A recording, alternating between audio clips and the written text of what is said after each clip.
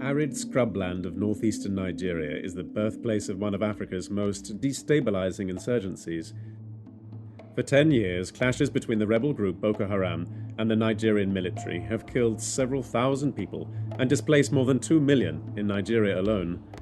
Since 2015, the Nigerian army has pushed Boko Haram fighters away from urban centers, but the rebels still launch attacks regularly against major towns, including Maiduguri, the capital of Borno State. They control vast swathes of the countryside. The Nigerian army's advance prompted many women affiliated with Boko Haram to flee the group. Others were captured or rescued by the soldiers. They are slowly being reintegrated back into community life, but they suffer ostracism, higher risks of sexual abuse, and economic hardship. This hostile environment has pushed many to return to the insurgency. The lack of protection for these women, along with the state's failure to address legitimate grievances sufficiently, are sowing the seeds of future conflict in this already devastated region.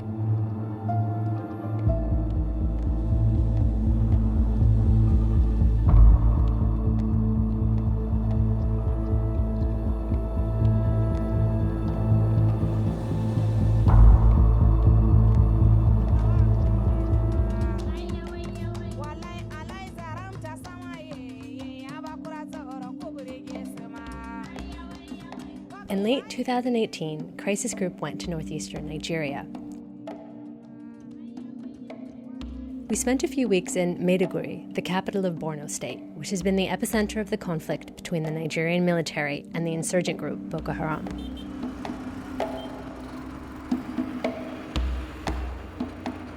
It was in Maiduguri where the movement started initially, and it's where many of the women who have been associated with the group and coming out of the areas under its control have returned. We decided to explore the situation of women formerly associated with this armed group coming back into society, back into communities, to explore their fate, really, to see to what extent they were being rehabilitated, what life was like for them. We wanted to explore this question both because the humanitarian catastrophe in the Northeast is incredibly acute. There's massive, widespread suffering, and these women formerly associated with this group are particularly vulnerable. To alleviate their suffering is an end in itself, but at the same time, ending the conflict and the violence requires ensuring that women formerly associated with the group who come out want to stay out. Women's experiences leaving the group will be watched closely by the men because, of course, ultimately it's the men who form the fighting core of the group, and it is their disarmament, their belief in an exit pathway that's safe and viable that will bring an end to the conflict.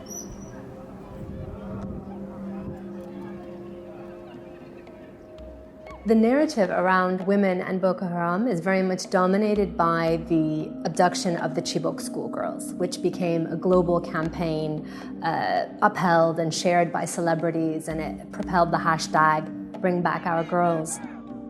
Bring back our girls! Bring back our girls! All girls matter! All girls matter! All girls! It's certainly a narrative that the government itself upholds, that women primarily associate with Boko Haram through victimhood, that women are abducted, that they are coerced, that the story of women in Boko Haram is one of kidnapped victims. That's certainly a strand of women's experience, and we know that to be true, but it's certainly not the only experience. Natulan chaman wa wazana to see dai hijira tidena kwade dai Boko Haram daile natulo mbiza local. Ora gulzi biya shala kana do biya dalin zudu akai da su ko dai. Amla be bla lo salman isana na dai ushaga kele ko. Aw soja ndia waza bla lo isa. Gima chandi chemba dan kirmaro natulan fero ifalla kwa ifallambe. I think for many young people and young women, the group offered a kind of pathway to finding a life of some sort of purpose and meaning. Amasere problem different sanjina mena malare sometime gele ne ma shatta wata kurkiya karado suru da dai karun zarba gara yo am walken nan be fere sure ma wala go cha ko sha yo am barkira kan tawdiyo sha ko da su rongi na safal kito da shi kenan sandi mi waya wata kya girke lo kararo kuma misala fere ne ini sai fe kidala kido gidi shara sarin sa da kole daga na wasu kida sara sarin tabut kan tabul wajaron go ko wani ko na mor wa galiwa yo ay gulli mishad up to now ko wani wa gaba wu fere da non wana shiro ko sindi kana no ma lamar Boko Haram be malon arabic da su a suki wa shi ma sha su wana shi wato alama gidi kamlan nan ne kambula kam ya so buya rasul mai alama da to wato haram lan karalan a wani karo zuwa gana ta misali shi konga ma bundu ma gwajin shi kamunan kaduro ya futicin tuzuna da kama sha lablayin da su mawazin don sa hullo kan tawin da kare role wato nam ne kamlayin ya nyaro kumbuci buidima alama yawa kalkar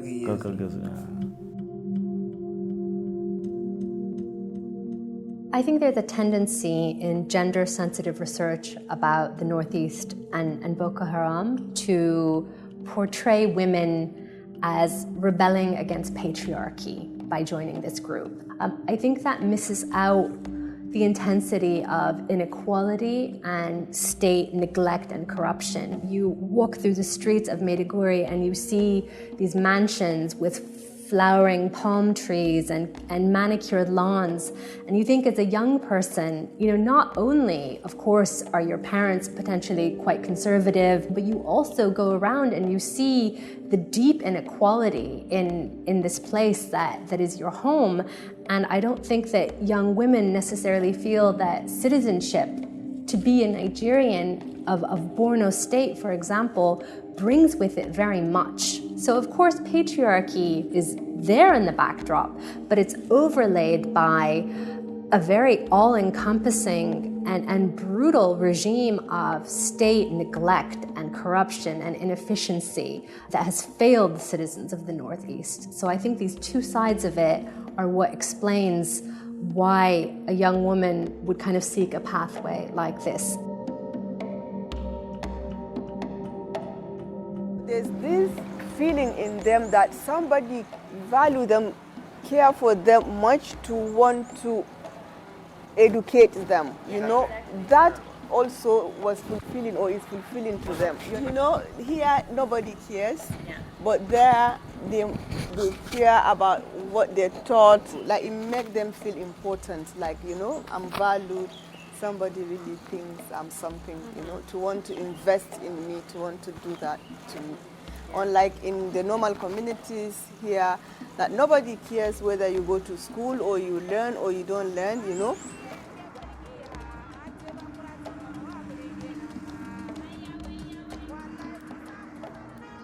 After living under Boko Haram, women leave the group in a variety of ways.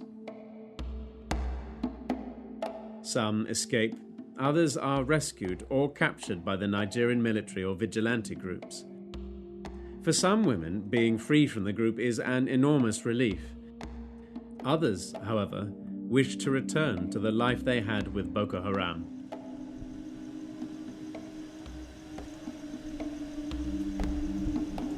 Say man da saudu. So jar maso ya anda motalan saudu. Suro away dro size do saudu anda pija. Na to do mara wal tikin dan na tulan amni duk so na tulan. Rizana kai do ikuro san da ikasa san awa nan zan namgi suro size din na Boko is.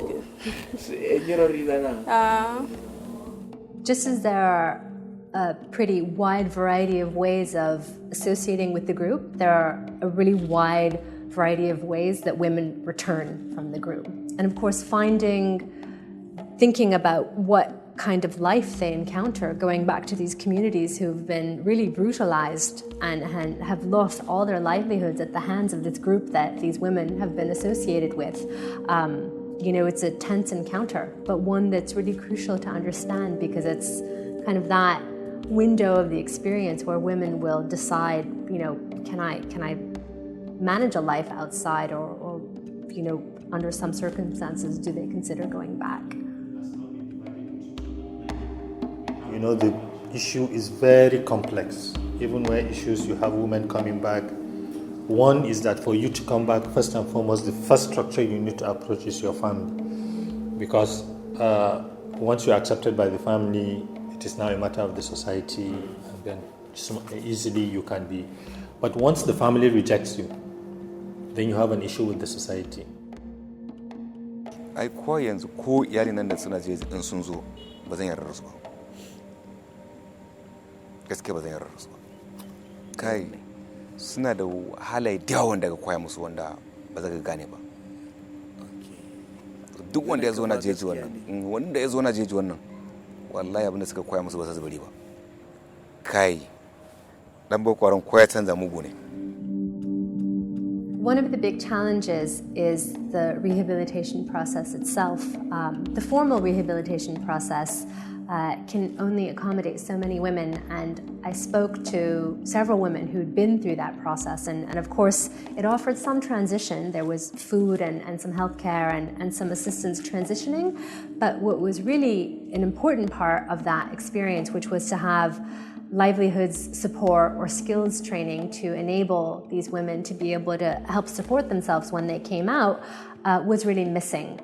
Sun ba mu sutura, akwai abinci, akwai ruwan sha, jikinmu ya yi girma kama ba mu sha wahala ba. Akwai wanda aka koya musu sabulu, akwai wanda aka koya musu sarkar wuya, akwai wanda aka koya musu keken ɗinki na ba su ba mu. Kai don ban koya sauran ba, keken ne wanda mu an koya mana group namu. Yanzu kina ɗinki? Babu ba su ba mu ma. A lot of these skills trainings don't seem based on a really proper market assessment of what's needed. So they're a bit perfunctory and don't equip women once they're out to be able to support themselves.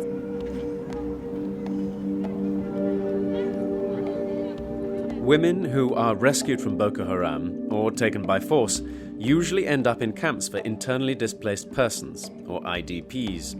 Some of these camps are run by the government and look well built at first sight. Others are informal shanty towns where residents rely on handouts from charities. In both settings, these women continue to face economic hardship and the sting of social rejection.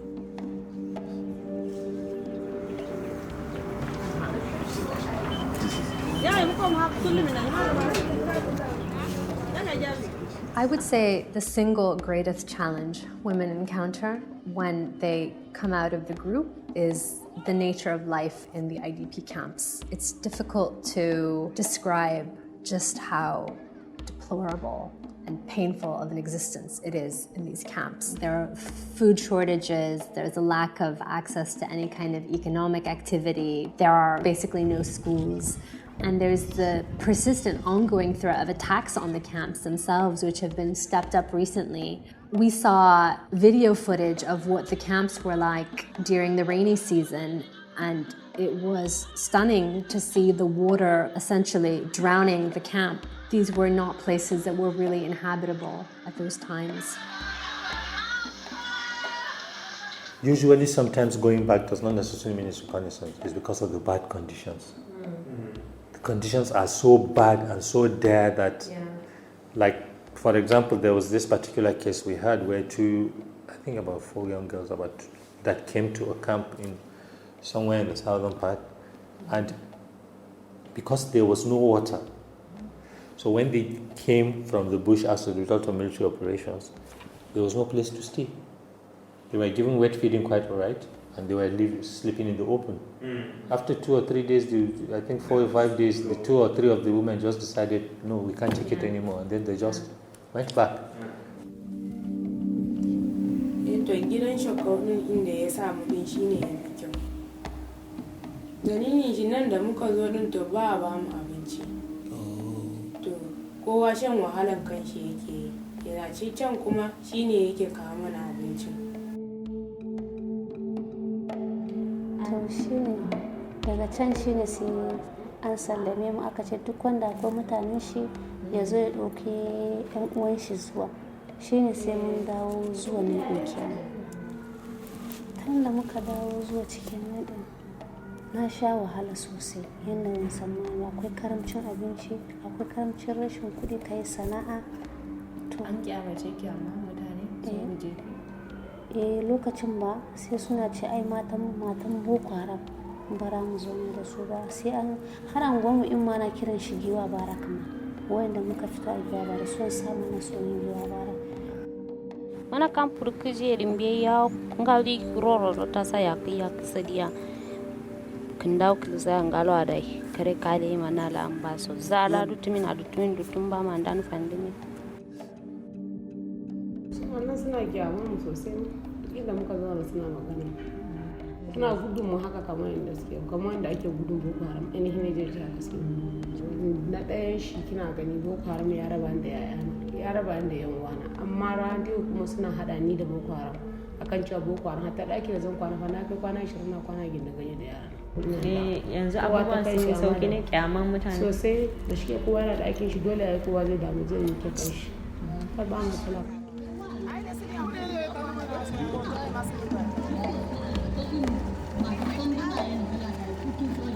Women formerly associated with the armed groups themselves are acutely marginalized, although, again, they told us that it's improving, that it used to be much worse. One thing that really distinguishes the experience of these women when they come back into the communities is that they don't have husbands. That means that they have less income coming into the family, less productive economic capacity. They lack the sense of social status that they themselves would tell us, we would like to have as women where, we're divorced or we're viewed as kind of, forsaken women because we're on our own with children. It's a cultural thing, like the society tends to see a woman that is married as more respectful, than one that is not. Besides, like the section that the husband offers you in so many ways is what they tend to want, that they all feel being married is the only way out. To ana iya nema za a aura amma kuma zagi ba ka rabu da shi. Matan giwa bara sun fita daga giwa bara, su matan Boko Haram ta zai a jani musu. In an aure su ma suna kwashe mana mazaje, haka dai suna faɗa.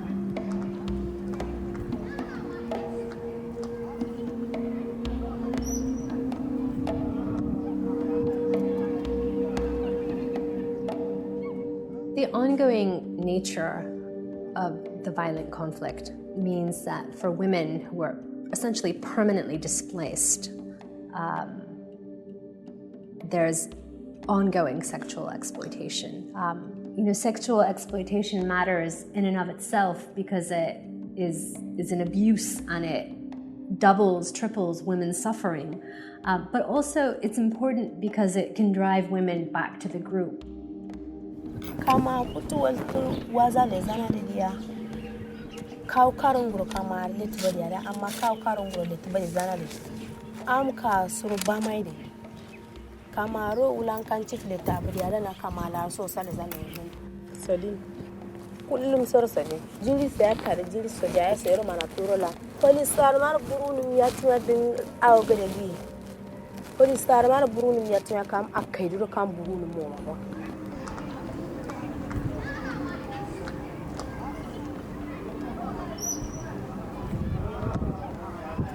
One of the dangers is the possibility of a permanent underclass of very marginalized, very stigmatized women. And I think that that's something that looms as a real danger. Women who've come out of this armed group see their horizon as one of economic privation, poverty, extremely vulnerable women who might either return to the armed group or remain with their children acutely marginalized, and that evokes for them, of course, the alienation and frustration that fueled the movement in the first place.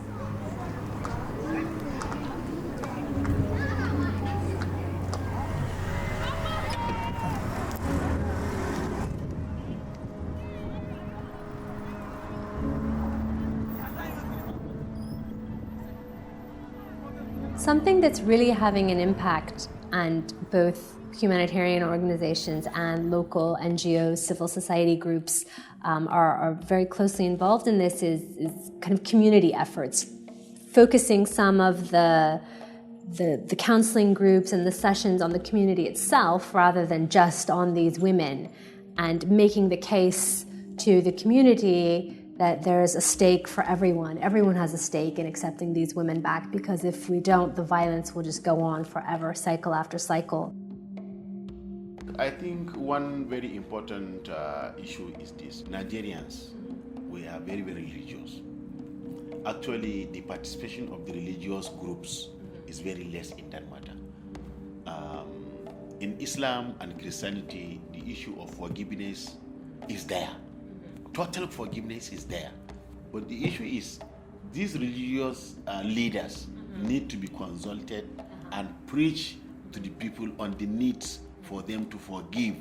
Despite the fact that they will not forget, quite sure, but they will still forgive if the religious, the Christians and the Muslims scholars will preach to them that whatever happened, if these people, for instance, they have regretted their deeds, if they repented, kindly do forgive them. At least if the religious bodies can be involved in facilitating the forgiveness, I think it will equally aid in that. Akwai waɗansu mutane kwanan nan suna tafiya da abinci. An kira mu sau ɗaya. Akwai waɗansu da suke kaiwa abinci. Suka ce mana in Boko Haram suka dawo, da ku yafe musu abin da suka yi muku? Sai mun ce a'a, in gari yayi sanyi amma ba a kashe mutum. Ban ma jin karan bindiga. A da aje gaban ubangiji dole ka yafe a mutum abin da ya muka. An ba mu yafe musu ba. Yanzu da mu taba ƴaƴansu ne? Da mu taba matansu ne? In matansu ta rasu da mu iya mu yi wanka mu saka a kaya.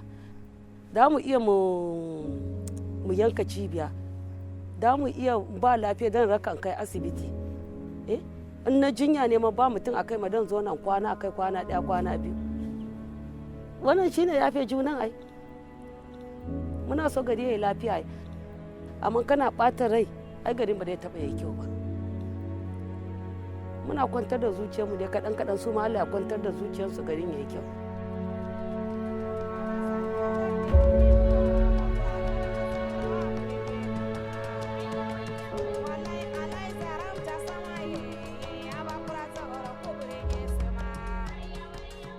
From all the time that I spent in Maiduguri, the one thing that I really take away is that unless the violence and the conflict is ended, very little will be changed in these women's lives. We can make recommendations for the protection sector, how to deal with rape and sexual violence. We can talk about different ways to support the communities in accepting these women back. But really, all of that takes a productive economy and it takes peace. We've heard from President Buhari in his first term a kind of dramatic and very ambitious plan for the Northeast. You know, it is now his opportunity. It is now the chance for his government to, as part of its legacy, make good on those promises and see them through. People in the Northeast have many great ideas for ways to offer young people other productive pathways to the aims that they may have found in joining this group. But all of that really requires ultimately a much more serious, robust, followed-through commitment on the side of the federal government. And ultimately, you know, that is what is needed to make a meaningful difference to this massive humanitarian catastrophe that is not only impacting the Northeast, but is also spilling over into other areas of the Lake Chad Basin. You know, it's an opportunity, I think, for the federal government in Abuja and President Buhari to come to terms with what their legacy is going to be and to chart a different course if they want it to be one where they've genuinely brought the conflict to an end.